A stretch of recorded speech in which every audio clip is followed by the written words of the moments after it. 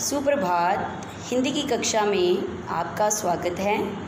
आज हम करने जा रहे हैं पाठ 13 अनाथ। ये जो अनाथ है ये एक नाटक है, इसमें अलग अलग पात्र होते। तो आइए सबसे पहले इन पात्रों के बारे में जानें। हमारे देवेंद्र बाबू जो हैं वो हमारे सरकारी एक अधिकारी हैं। मंजरी देवेंद्र बाबू की पत्नी है। वैभव उनका 8 वर्ष का एक बेटा है। मनोहर उनका उसी उम्र का, उनके बेटे की उम्र का एक नौकर है। राजन जो है वैभव का सहपाठी है, दोस्त है। विकास जो है वो भी वैभव का सहपाठी है। और प्रिंसिपल जो हैं वो मोंटेसरी स्कूल के प्रधानाध्यापक हैं। सबसे पहले नाटक में पहला दृश्य दिखाई दे रहा है। शहर में किसी अधिकारी के बंगले का दृश्य। बंगले के सामने से सड़क दिखाई दे रही है। बंगले के चारों ओर बाउंड्री है, जिसके अंदर लॉन में चारों ओर विभिन्न प्रकार के फूल पौधे लगे हुए हैं।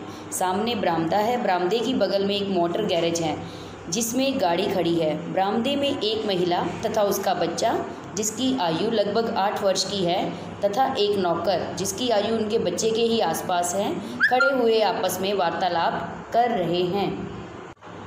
मंजरी नौकर से, देख मनोहर, आज से हम लोग तुमको मोनू कहा करेंगे, समझे? जी मेम साहब।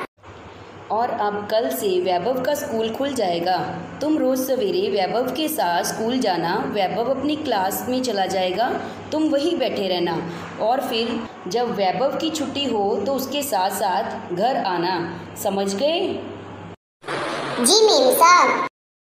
और हाँ मोनू, अभी तुम गांव से आए हो, शहर के बारे में तुमको बहुत कम जानकारी है। आज शाम को चलकर हम लोग तुमको वैभव का स्कूल दिखा देंगे। ध्यान रखना, कहीं भी इधर उधर नहीं जाना, वरना ये गांव नहीं है। कहीं भूल भटक जाओगे तो हम लोग कितना परेशान होंगे, समझे? जी मेम साहब। वैभव कहने लगा, मोनू मेम साहब नहीं, मम्मी कहा करो। तुमसे मैं रोज़ कहता हूँ मम्मी को मेम साहब नहीं, मम्मी कहा करो। मुझे तुम्हारा मेम साहब कहना अच्छा नहीं लगता।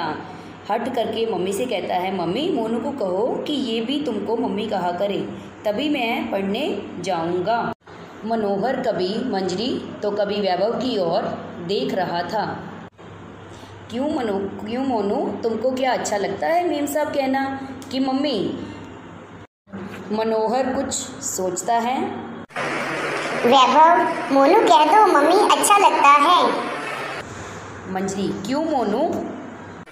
जी हाँ, मम्मी ही अच्छा लगता है। अच्छा ठीक है, अब तुम भी मुझे मम्मी ही कहा करना। वैभव, अब तुम स्कूल जाओगे ना? वैभव, जरूर जाऊंगा मम्मी, मोनू भी साथ जाएगा। क्यों मोनू? हाँ चलूंगा मैं भी तुम भी दोनों स्कूल चलेंगे। मंजरी अंदर चली जाती है। वैभव और मनोहर दोनों गुपचुप बातें करते हैं। मंजरी अंदर से आवाज़ लगाती है, मोनू। जी मम्मी जी। मम्मी, तुमको मोनू ने मम्मी जी कहा है ना? हाँ कहा है।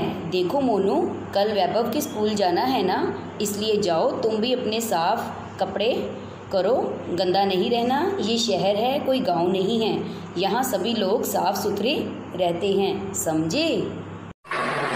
जी मम्मी जी। तो फिर जाओ, वही बाथरूम में साबुन है, जाओ और साफ करो। अब हमारे सामने नाटक का दूसरा दृश्य शुरू होता है। दूसरा दृश्य हमारा एक आधुनिक मोंटेसरी स्कूल के दृश्य के साथ शुरू होता है। स्कूल के चारों ओर बाउंड्री है। कुछ लड़के खेल रहे हैं, कुछ लड़के पढ़ रहे हैं और कुछ भाग दौड़ और शोर शराबा कर रहे हैं। राजन कहता है, वैभव, ये कौन है? वैभव कहता है, ये मोनू है, इसका नाम मनोहर है, सभी लोग इसे मोनू कहते हैं, गांव से आया है। विकास कहता है, किस कक्षा में पढ़ता है? अभी पढ़ता नहीं है, पढ़ेगा। क्या गांव में पढ़ता था? हाँ पढ़ता था। क्यों मनोहर? मनोहर कहता है, हाँ। किस कक्षा में? हमारी ही कक्षा में पढ़ेगा, कक्षा 5 में। तो क्या इसका भी नाम अपनी ही कक्षा में लिखवाओगे? हाँ जरूर अपनी ही कक्षा में लिखवाऊंगा। तो चलो फिर चला जाए और प्रिंसिपल के ऑफिस से फॉर्म लाया, पर बिना टेस्ट लिए इसका नाम कैसे लिखा जाएगा? अरे तुम चिंता क्यों करते हो, तुम्हारे पापा आएंगे तो सब ठीक हो जाएगा। और अगर पापा ना आए तो क्या होगा? हाँ, दीनू भैया से कहकर, याद आया कि दीनू भैया से कहकर तुम्हारा नाम लिखवा दिया जाएगा। मनोहर और वैभव उसका दाखिला होने के बाद प्रतिदिन रोज़ इकट्ठे स्कूल जाना शुरू हो गए।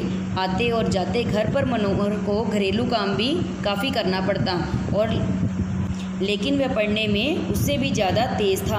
वैभव भैया सो रही हो? अभी तो केवल 12 बजे। हम लोगों को रोज़ रात 1 बजे तक पढ़ना है। लेकिन मोनू, मुझे तो नींद आ रही है।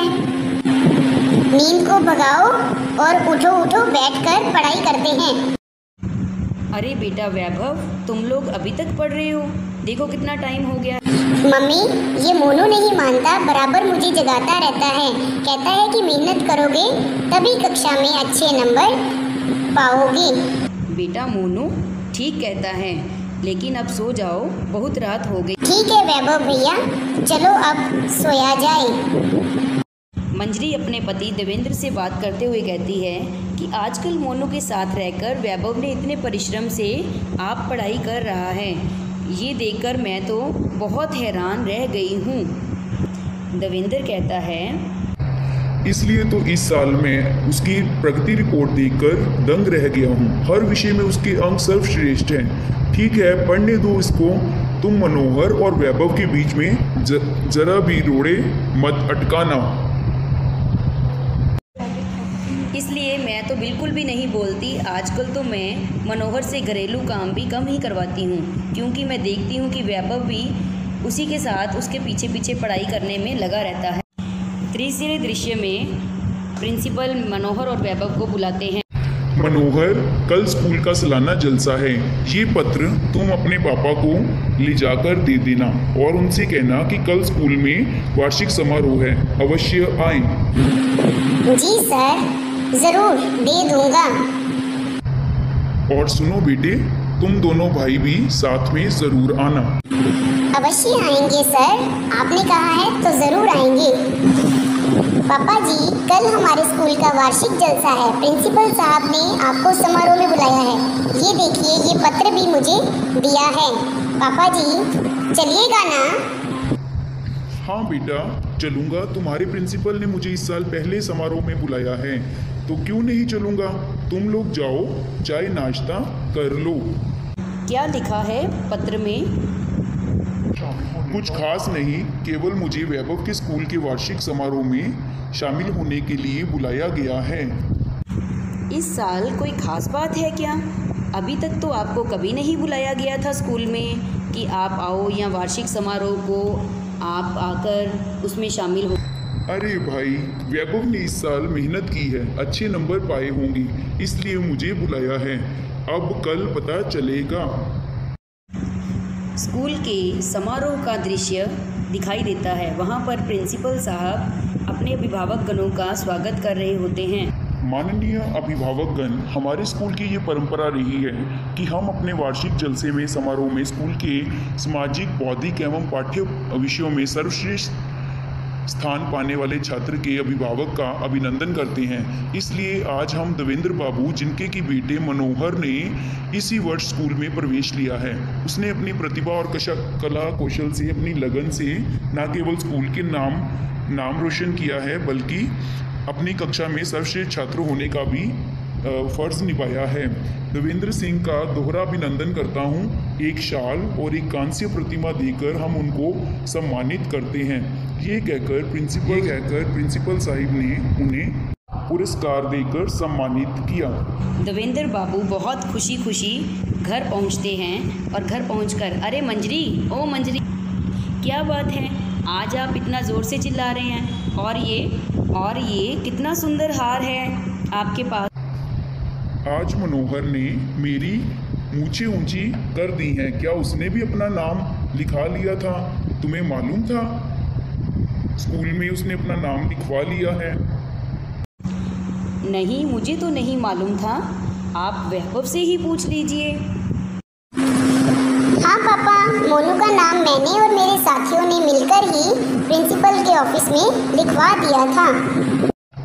शाबाश बेटा, तो तुमने मुझे क्यों नहीं बताया?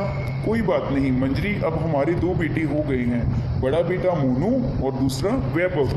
मोनू अब नौकर नहीं, हमारा बेटा बनकर रहेगा। दोनों जितना भी पढ़ेंगे पढ़ाया जाएगा। एक अनाथ बच्चे के अंदर छिपी प्रतिभा को हम लोग नहीं पहचान सके, वैभव पहचान गया।